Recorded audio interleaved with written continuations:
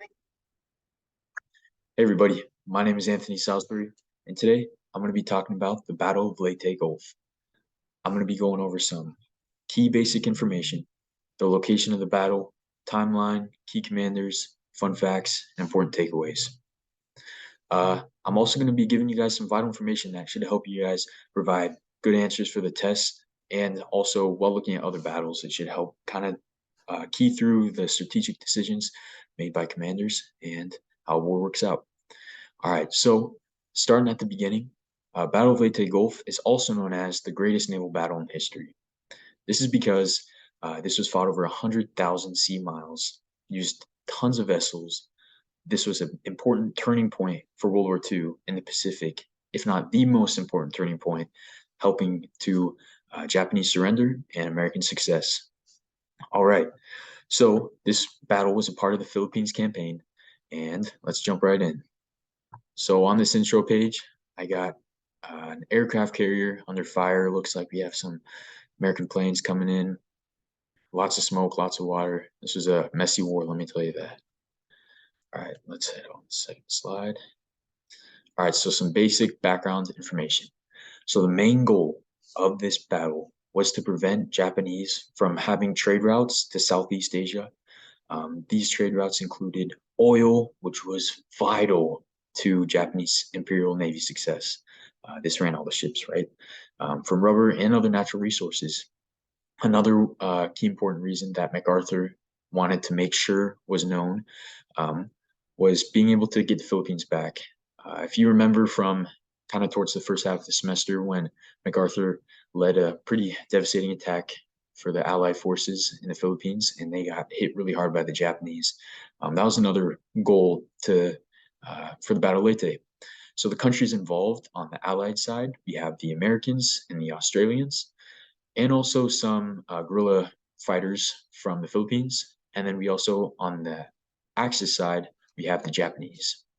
So the next couple slides are going to cover location and date. So I've made a little video for us. This shows from Corbin to Leyte. It's kind of a far ways away, but let's check it out. All right, so we're zooming out here, sailing up pretty high, fly over the Pacific, and here we are in the Philippines. So you can see Leyte's, the Gulf is kind of a U shape, and it's the important thing about Leyte is it's in the middle of Philippines. So it's a pretty critical spot to hold power. You're right in the middle of everything. So as you zoom out, you can see that Leyte the Philippines is located on the eastward side of the South China Sea and on the westward side of the Philippine Sea. So tucked right in there. And then as we zoom out a little bit more, you can see the Marianas, and then you can see where Japan is right here, and some South Asian trade routes. So having control over the Philippines, starting with Leyte, is important, very, very important to having trade routes severed and leading to American success. All right, so let's move on to the next slide.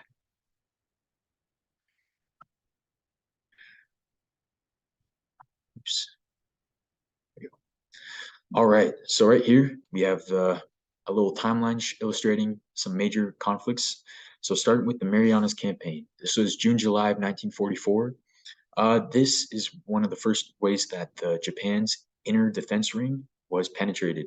This opened up bomber ranges, or opened up the range for the B-29 bombers to reach Japan.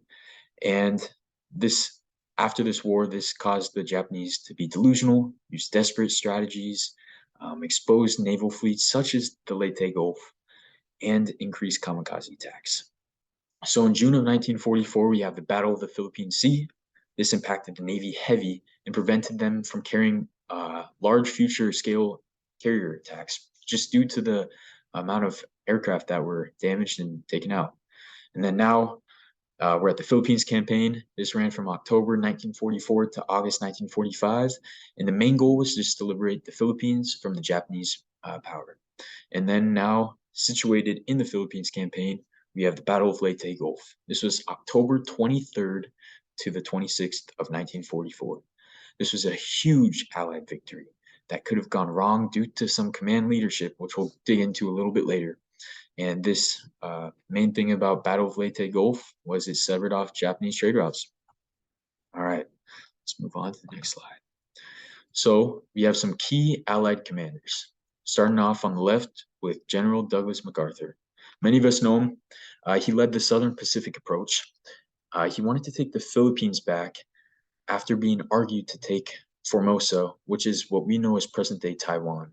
So a lot of the wartime leaders were saying we should take Formosa or present-day Taiwan before we take the Philippines, but MacArthur argued that we should take the Philippines first, as it is vital, and just because of his bias due to Bataan. Here we go. And a famous quote told by MacArthur about Bataan was, "I shall return," after that big devastation in Bataan for the Allies. All right, moving on to the middle, we have Admiral Halsey. He is a U.S. Naval Academy graduate, and he was in the 3rd Fleet, and he fought with spirit. He was known for his wartime tactics, fighting from World War I all the way to some really major key battles in the Pacific for the Allies. Halsey had suggested to Nimitz and MacArthur to invade the Philippines and move the date from December to October due to their detriment and lack of air power for the Japanese. All right, now Admiral Chester Nimitz. Nimitz led the Central Pacific approach into Leyte. He is very, very qualified and intelligent in naval and air commanding during World War II. He became Chief of Naval Operations from 1945 to 1947, while also later having the USS Nimitz, which is a supercarrier named after him. Many of us may know it, and it's part of our Navy today. All right, let's move to some key Axis commanders. So since we're just talking about the Japanese, we're not talking about the Eastern Front right now. This is just going to be Japanese commanders here. All right, so starting with Vice Admiral Takeo Kuruta, something like that. He led the 2nd Fleet to attack Allied forces during the Battle of Leyte. This is critical because the 2nd Fleet that Kuruta manned held these 2 largest battleships that we went over in class. This is known as the Yamato and Musashi. They were 863 feet in length, 172 feet in width, and 72,000 tons. They had 9 18.1-inch guns, and these are the largest guns ever in combat. They were heavily armored, fast, powerfully maneuverable through water. All right, now moving to the middle, Ozawa. He was in charge north of the Philippines of the decoy attack fleet for the Battle of Leyte Gulf. And then now we're moving to Vice Admiral Toyota. He is a Japanese Naval Academy graduate, and he was appointed Commander-in-Chief. He formed a plan called Shogo, and that resulted in the defeat of Leyte. This plan was as follows, I quote, it says, to decoy the U.S. 3rd Fleet north away from San Bernardino Strait, while covering 3 forces on Leyte Gulf to attack the landing. All right, now let's continue on. So here's a little infographic we have. One clear thing is that you can see right away, with the United States being on the right and the Japanese being on the left, is the Japanese were heavily outnumbered. So the Japanese going through all these major conflicts, major battles, it really decimated their fleet. We had outnumbered them with many, many different categories and light carriers, escort carriers. They had nothing. We had almost, 4 times the amount of destroyers, more than 4 times the amount of destroyers than the Japanese. We had many PT boats, and then we also had a lot of aircraft. And here's a critical thing about the aircraft is a lot of these pilots for the Americans were very skilled, trained by veteran tacticians and instructors back in the States and brought over here to the Battle of Leyte Gulf. So not only did we have more, but we had more quality too. And as the war progressed, the Japanese were throwing in a lot of untrained individuals into those pilot seats, and it led to a lot of detrimental things to happen, including kamikaze attacks and just not so good flying. So we also did outnumber the troops on the ground, and we had some support by the Filipino guerrillas. Okay, now we're going to be talking about the Yamato versus the Bismarck. This is an interesting topic to cover, but the Yamato is slightly larger, longer, and beamier, and maintains a wider beam and greater part of Leyte. So kind of comparing it to the eastern side, because we know that the Bismarck was a really massive battleship produced by the Nazis. Um, it also had heavier armor and heavier guns, but it was a little bit slower than the Bismarck. But some specs about the Yamato had 18.1-inch guns, each capable of firing 3,200-pound ammunition over 26 miles. So you got to imagine that thing's got some major power. As you can see, we got a little size comparison here, a little slug bug next to the uh, guns right there. And then we have some size comparisons of people with the 18.1-inch shell on the far left. So it's huge. This can produce some pretty big power by the Japanese. All right, now let's dig into the wartime line. So we're starting with the Japanese defense line, and the next step is deciding where to invade. So General MacArthur, he decides that taking over Leyte Gulf over Formosa, modern-day Taiwan, was way more important, and he convinced Admiral King, along with the Joint Staff, to do this over the tactical advantage that we would have in the end. So MacArthur and Kinkaid led the 7th Fleet from the south going up into Leyte, and then Halsey led the 3rd Fleet on long-range cover. And the Americans had room to withdraw from the battle, but because the land was so critical to the Japanese, they were desperate and pulling people from all corners to help this battle be fought.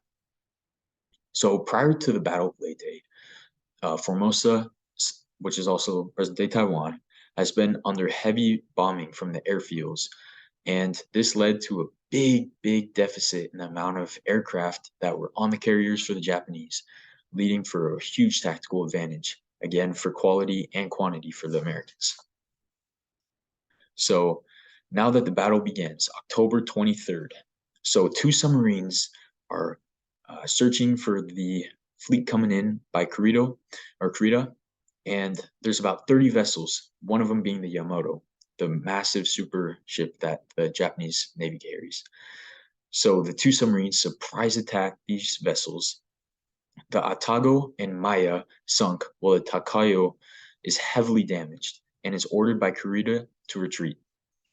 Now, October 24th rolls around, and the battle continues on. Let's see here.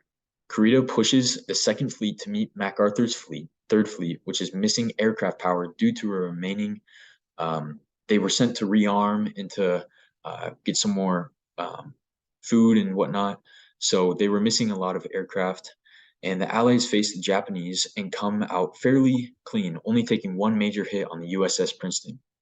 And it spreads to Brigham, causing the American deaths and leaving vessels out of service. So that was a pretty big hit for the Americans, but you just got to keep pushing on. So the Americans are somewhat doing well now that most of the Japanese aircraft are gone.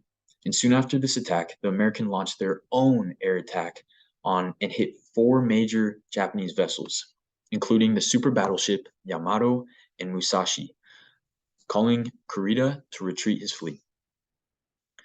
All right, now we're moving on to October 25th. The Japanese Northern Force moves south to assist. So right here, you can see the Northern Force. They're moving south to help assist Kurita and his fleet. And here we have the 7th Fleet right here with MacArthur and Kinkaid.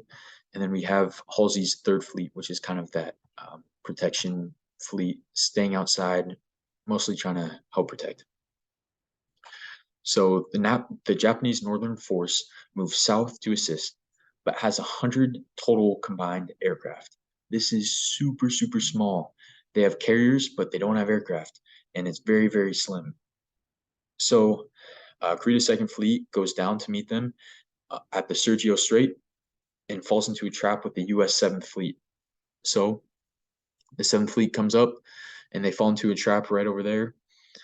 And at the American battle line, they are faced with heavy torpedo fire, sinking another 3 Japanese vessels.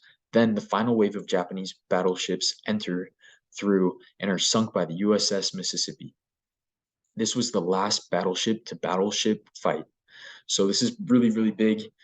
This is the last battleship-to-battleship fight for history right now, and was the last one for World War II. So this was huge for Allies. Now, October 26th, the Kinkaid Fleet, 7th Fleet, was asking for help from the 34th Fleet that the Nimitz crew right here had never provided. So there was a fleet that they were trying to provide, and Nimitz went up to go attack north in the Philippines, right over here, and he did not make a 34th Fleet that was meant to help the 7th Fleet down south. So this was most likely due to the commanding officer issue that I had mentioned at the beginning. Not having a commanding officer is huge detriment to war success, so that's something to keep in mind. The Japanese fleet Kurudo was chased out by the American attacking forces, and they lost defensive abilities after this war. So that kind of closes off the Battle of Leyte Gulf. And kind of some numbers here. We have Japan losses. They lost 3 battleships, 1 large carrier, 3 light carriers, 6 heavy cruisers, 4 light cruisers, and 11 destroyers. Now looking at the United States, we lost 1 carrier, 2 escort carriers, and several other vessels. So in comparison, we came out pretty clean. And with the amount of equipment that we have, losing wasn't as bad, but with the Japanese losing a lot, that was pretty much the whole Navy for them. All right, let's continue on. Now we're going to look at some death count. So this is huge. This kind of shows more than just numbers, but also just how the Japanese had fought. So we're starting with the U.S. here. In Leyte, just alone, we have 3,600 American lives killed and almost 1,200 wounded. So this is leaving a total of about 1,500 American in the Leyte that had some type of either death or wound. And total in the Philippines campaign, we're looking at about 14,000 people on the American side killed, with almost 50,000 wounded. So it is a lot and it is heavy. But when we look at the Japanese here, it's a huge difference. So the Japanese death count, we're looking at just for the Battle of Leyte Gulf alone, 80,000 killed, with only 828 captured. So this has really got to show something. We can recognize Bushido from this, how dying for honor with your country was huge for the Japanese. This goes support to why they were captured, as they wanted to die with honor. So this is something that's really heavy. And you can see here that not even 1,000 were captured, and they all fought to their last breath, which really shows how desperate these Japanese were fighting. So total in the Philippines campaign, you can see 360,000 were killed. Crazy, crazy. And this goes to also support why this was the biggest naval battle in history. And then here we have about almost 1,300 were captured, with a total of 373,000 either killed or captured. So it's important to just also not only look at the total, but just look at the difference of killed and captured, just to kind of see how they fought. All right, let's move on. So we can also see that this was the first time American ships were struck by organized kamikaze attacks. So this is vital to see, again, the desperate fighting measures that the Japanese were taking to try to be successful in this war. And then moving on to this next slide, here's some important takeaways. So the Japanese, with their small amount of aircraft and sea vessels, due to the couple years of fighting in the Pacific with the Battle of Midway, Coral Sea, Guadalcanal, it just caused very low equipment numbers, very weak and suffering, desperate measures to be placed. This caused for lots of fresh and raw Japanese recruits, fresh out of flight school with their school cut in half, to be sent out into planes against really highly skilled American fighters. So this is another important thing to consider. So some strategy needs and leadership, looking more at the Allied side. There was no commanding officer in charge in the Battle of Leyte Gulf. So this caused separate little battles to occur instead of one big cohesive battle attacking heavy on the main force. This could have been solved with an effective leading strategist. And this could have also been really catastrophic for the Allies, if the Japanese would have known this and would have taken this to their advantage. This war could have gone very, very different. This battle could have gone very, very different for the both sides. So that's something else to keep in mind. All right. So now we're going to close it off with the battle outcome. But before that, I just wanted to show you guys kind of a crazy little piece of memorabilia. Right here is a chunk of a kamikaze plane. My great grandpa fought in World War II in the Navy, and he was at Pearl Harbor when the kamikaze and the planes crashed on the deck, and was came out on the deck, grabbed a chunk of this. I don't know too much of the story, but I just thought it would be interesting to see. And then he ended up continuing his job as a CV over in the Philippines, building runways for the Americans to land on. So I just thought you guys would find that interesting. So the battle outcome, the Allied forces are now in control of the land, and that is until the Japanese surrender on September 2nd, 1945. And this is another fun fact for Japanese Army Second Lieutenant Hiro Onada, who lived in the mountains of the northern Philippine island of Mindoro and was convinced to surrender in 1974. So he was out there hiding, and he ended up being there for like, what was that? Almost 30 years after the war had ended, and he was out there fighting for his country, and that again shows how the Japanese fought. All right. Uh, this war is said to have, or this battle is said to have ended the Japanese Navy fight, which is very, very important for the Americans, just focusing to their small islands up in Japan. And this skill was vital to the American success in the Battle of Leyte Gulf. All right. Thank you all for listening. I hope you enjoyed, and good luck studying.